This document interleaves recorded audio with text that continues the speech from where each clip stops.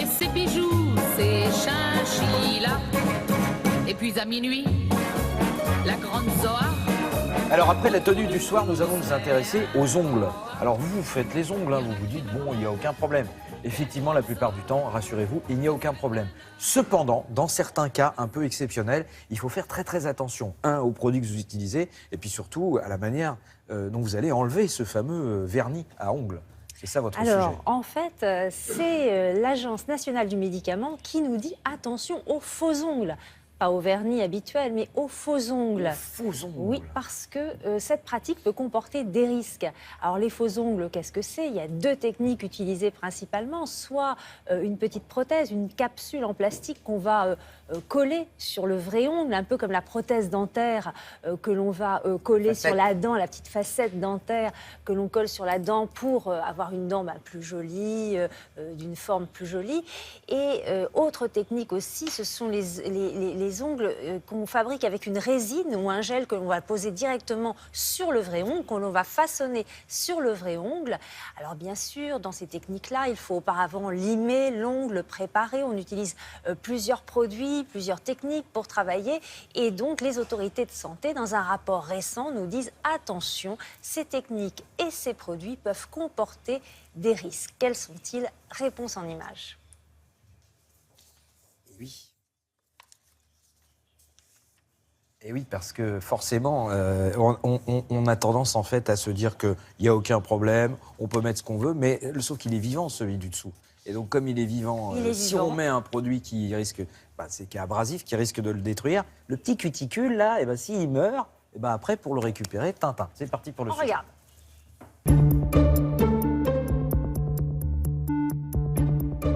La pose des faux ongles expose à des risques, d'abord des risques mécaniques, c'est-à-dire qu'on va d'abord limer le vrai ongle, l'ongle naturel, pour le préparer à la pose du faux ongle. Cette étape de limage va affiner ce vrai ongle et peut vraiment l'abîmer chez les gens qui ont des ongles déjà fins.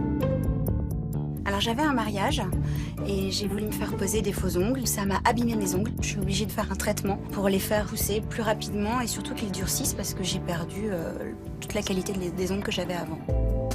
On va coller le faux ongle et pour cela, on va utiliser des produits qui sont des résines, certaines autodurcissantes, des gels qui durcissent lorsqu'ils sont exposés à la lumière, mais qui tous peuvent provoquer des allergies, soit localement, c'est-à-dire au pourtour de l'ongle, voire même en dessous du vrai ongle, soit à distance et donner des allergies au niveau des paupières, de l'eczéma des paupières, parce qu'on se touche le visage tous avec les mains à peu près toutes les 20 secondes, et forcément, les produits qui sont sur les ongles peuvent se déposer sur la peau et y entraîner un eczéma. Ensuite, il y a l'étape où on va enlever l'ongle, ce faux ongle, et dans certaines techniques, on va utiliser de l'acétone, qui peut irriter, voire brûler le doigt. Dans d'autres techniques, on va à nouveau limer, et à nouveau, on est exposé au risque d'affinage du vrai ongle excessif.